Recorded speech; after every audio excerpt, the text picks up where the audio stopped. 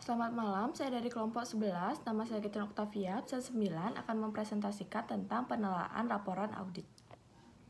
4 jenis penelaan laporan audit. Yang pertama ada segmen-segmen laporan audit, yang kedua draft laporan audit, yang ketiga laporan audit yang telah selesai dan diterbitkan, dan yang terakhir rekomendasi-rekomendasi yang masih belum dilaksanakan.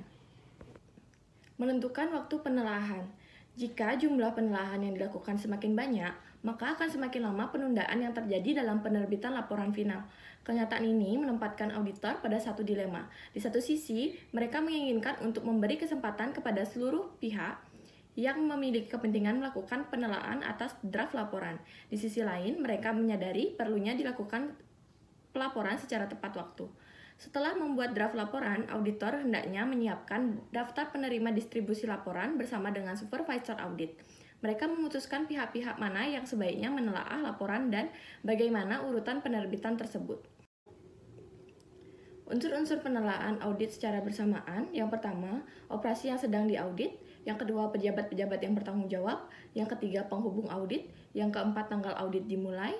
Yang kelima, tanggal permintaan dilakukannya penelaan ini. Rincian temuannya, yang pertama kriteria yang digunakan, kondisi yang ditemukan, penyebabnya, dampak, rekomendasi. Selanjutnya ada rapat penelaahan. Hal yang perlu dipertimbangkan dalam menyiapkan suasana tersebut adalah yang pertama lingkungan, yang kedua tingkat signifikasi dari permasalahan yang ditelaah, yang ketiga pemahaman atas kesulitan-kesulitan yang dihadapi oleh klien dalam pelaksanaan tanggung jawab, yang keempat kemauan untuk membahas semua permasalahan secara terperinci apapun jika dibutuhkan, yang kelima fakta bahwa laporan tidak mengandung kejutan apapun, bahwa seluruh aspek yang ditemukan telah didiskusikan dalam pekerjaan lapangan. Jika auditor belum melakukannya, maka tidak ada orang lain yang patut disalahkan apabila terjadi kesulitan dalam pelaksanaan penelaahan draft laporan. Komentar mengenai berapa banyak permasalahan yang telah diperbaiki, masih dalam proses perbaikan, dan yang harus diperbaiki. Selanjutnya ada kerjasama yang diterima selama audit dilaksanakan, dan yang terakhir, keyakinan bahwa klien akan memberikan kredit dalam laporan untuk semua tindakan perbaikan yang disarankan, diterapkan, dan diselesaikan. Selanjutnya, menghindari dan menyelesaikan konflik. Alasan lain dapat terjadi perselisihan dan konflik, di mana alasan ini berhubungan dengan aspek dari perubahan ketika klien. Yang pertama, merasa khawatir akan dampak negatif yang timbul akibat rekomendasi yang diberikan. Yang kedua, merasa khawatir akan terjadi dislokasi dan kekacauan birokrasi yang akan disebabkan oleh kepatuhan terhadap rekomendasi. Yang ketiga, kecewa akan adanya rekomendasi yang nyatanya secara tidak langsung bahwa metode yang digunakan sekarang adalah tidak memadai. Selanjutnya, auditor harus menyadari bahwa klien berada di pihak defensif. Bagaimanapun caranya, dinding pembatas defensif harus dihilangkan dan akhirnya persetujuan dapat tercapai. Berikut aturan yang dapat membantu. Gunakan sikap yang baik merupakan sikap yang kurang baik jika langsung mengatakan saya tidak setuju atau Anda salah. Gunakan kalimat non-personal dalam menunjukkan keberatan.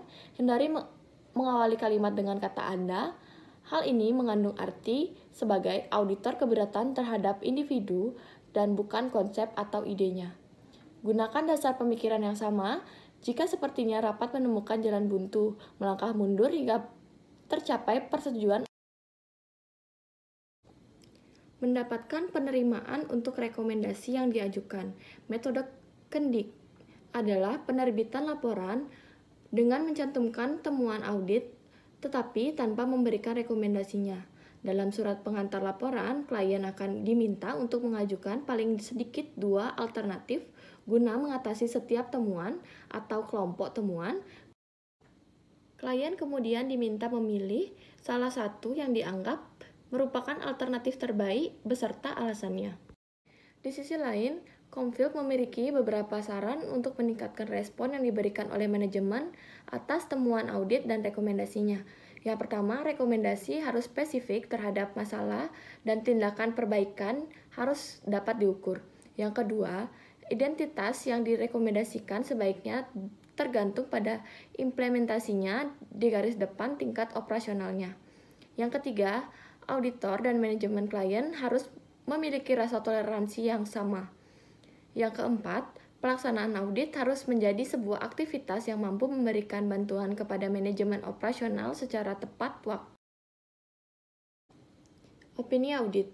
Saran perubahan yang tidak dapat disetujui oleh auditor yaitu hal-hal yang memiliki dampak terhadap opini audit. Opini audit dapat diberikan jika auditor dapat mempertahankan dan mendukung serta bersedia untuk membuktikan dengan tanda tangan serta seorang auditor tidak dapat mengganti opini orang lain dengan opininya sendiri. Penyebab dan dampak. Seringkali manajemen kini berada di posisi yang paling tepat untuk menjelaskan alasan-alasan penyebab terjadinya penyimpangan kondisi umum tersebut. Auditor sebaiknya memeriksa alasan-alasan tersebut, dapat memastikan tindakan perbaikan yang diusulkan telah terarah pada penyebab, bukan pada gejala.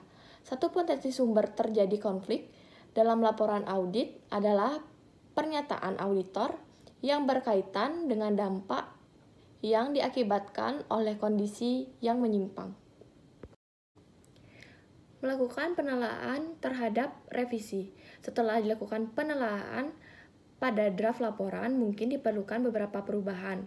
Perubahan-perubahan yang terjadi tersebut dapat dikomunikasikan dengan menggunakan telepon, fax, atau email.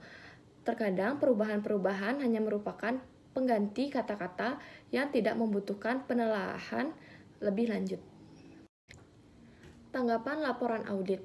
Aktivitas-aktivitas audit internal yang telah memiliki wewenang dalam meminta diberikan tanggapan untuk temuan-temuan yang mereka laporkan atau untuk melakukan evaluasi atas kecukupan tindakan perbaikan berarti telah kehilangan efektivitasnya.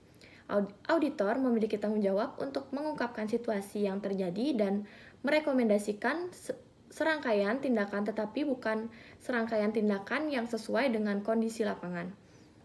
Selanjutnya, aktivitas audit sebaiknya juga memiliki sebuah metode formal untuk menutup status laporan yang telah mendapat respon yang memuaskan. Metode ini dapat berupa sebuah formulir memorandum kepada eksekutif audit dengan mencantumkan tanda tangan auditor yang bersangkutan. Sekian presentasi dari saya. Jika ada salah kata, mohon dimaafkan. Terima kasih.